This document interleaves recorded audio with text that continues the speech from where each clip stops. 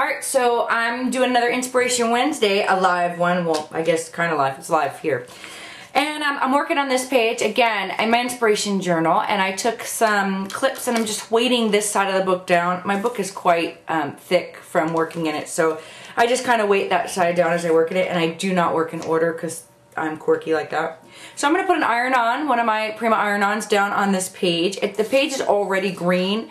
I made extra signatures in my book, so I used whatever paper I had. So a lot of people ask me, can you put them onto paper? And the answer is yes. The way you use the iron-on is there's an iron-on side and a pretty side, and you put that down. And you need an ironing cloth. I've never heard of that. So I just have a piece of thin, I think that muslin. And you're going to hold. You're going to sit there. You're not going to iron like you think you're going to iron. You're going to take a hot iron and you're just going to kind of press for 15 seconds. You can count 15 seconds if you like. And I'm going to do it all over. Like I'm going to go to the left side, and then I'm going to go over here to the middle, and then I'll make sure I'll do the right side. And all I'm doing is sitting and pressing with the iron, and I'm not going to make you watch this part, but I just wanted to show you what I'm doing. And then once I iron it, you have to let it cool all the way, like 100% cool. I have immediate gratification syndrome too, but you do have to let it cool. And then I'll peel it back with you on the video. So be right back.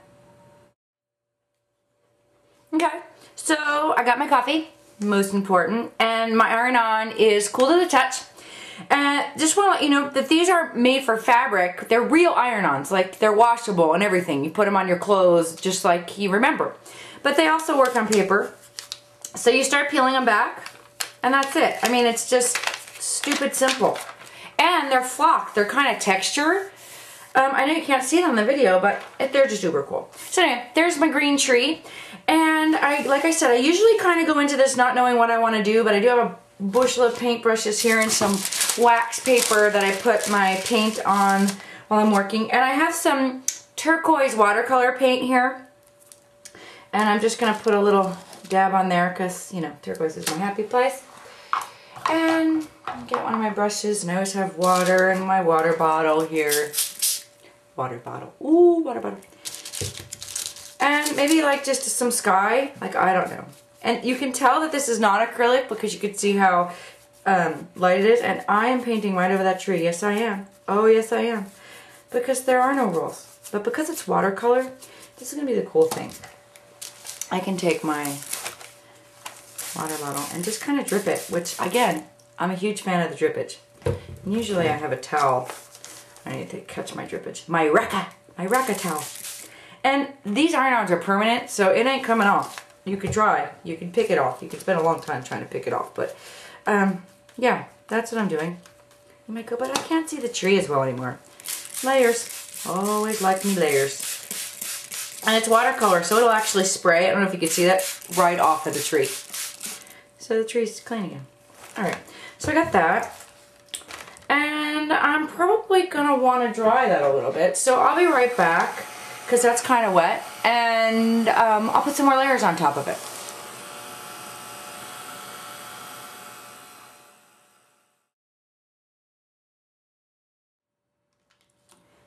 Alright, so in my stash of stuff, I actually found, like, who knows what you find in your stash, but I found some Sunset Orange that's in the pigment ink. So I'm just taking that, and I'm going around the edges of my fabric letters to give them a little bit more pop. And I think, speaking of pop, I'm going to raise some of the letters up on pop dots, or my new Helmar scrap dots, which I love.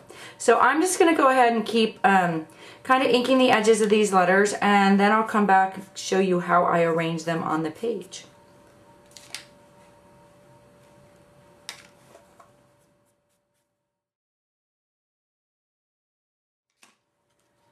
Alright, so I'm going to put my letters down.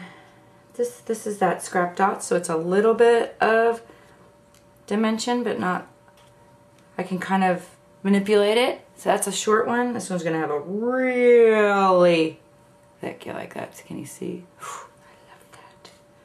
Dream, so that one's going to be up high. Ooh, that's cool. That's cool. Put this one a little bit lower. I love how you can totally manipulate how high you want your poppage. And that should be a real word.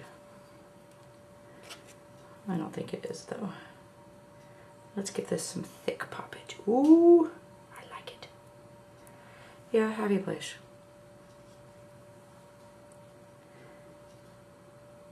Hopefully you can still read that it streams. I think you can. And then we'll make this one a low guy. Okay.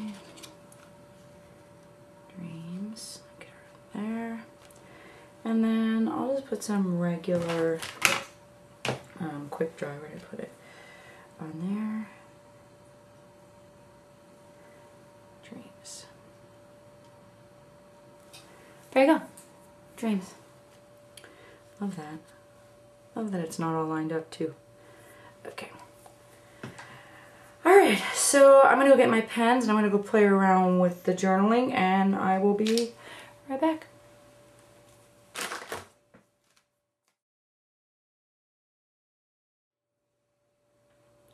Alright, so she pursued big dreams instead of small, and I'm going to write realities here. And I'm using a charcoal pencil.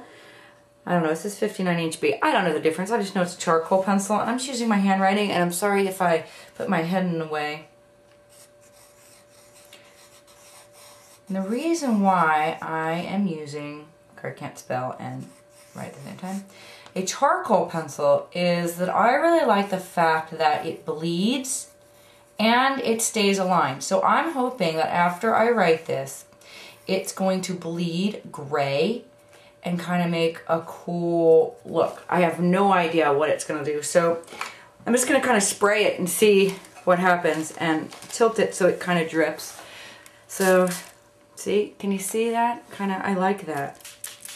Ooh, icky. I like the ickiness. A little bit. I might even, since I have you here and you're looking, let's see if some of this wet charcoal will go around the letter. Oh yeah, that's nice.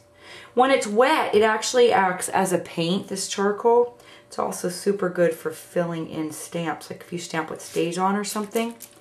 And like, you know how you skip or you miss a section? This charcoal pencil works wonders. It looks just like ink. So, yeah. Oh, I like that. Oh, I like that. Okay, so I'm going to play with this a little bit more. I don't think I'm done. I might add another layer. I've also got to get my hair cut, so I might stop this, and when I get my hair cut, come back and finish it. But, yeah, I'm happy with it so far. I'm going to dry it, too. Alright, be back.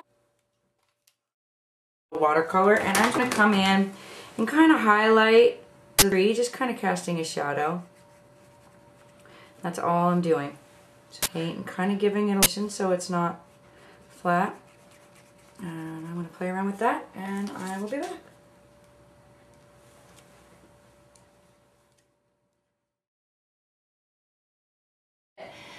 Some red around the edges, and I think that'll be my last step. And notice how the page kind of curls a little bit. That's awesome in my mind, but the cool thing is it feels really stiff now. It's regular cardstock, but once you wet cardstock, it actually activates the starches and it gets really thick, so I love that. So I'm gonna take a little bit of red. I don't even think I've cleaned my brush, so Lord knows what's on this. And I'm gonna have some more drippage because you know I like that. But I'm just this red acrylic paint. I'm just putting it around the edges. People probably are cringing right now. It's okay. I'm gonna do that, and I'm gonna spray it so it drips. Not just on my hand. That's why we wear aprons. I don't know what it's gonna do, so we're just gonna see. Oh, I like that though. Oh yeah, I like how it sequences the words and everything. So, yeah, I like that. And I like how, yeah, it's kind of staining the words. It looks really gross now, but I'm gonna dry it, and I think that's going to be my last step for today. I'm going to dry it and come right back, and then I totally have to go get ready to get my hair cut because I went to the gym and I didn't shower, so my hairdresser kind of likes when I do. Alright, be right back.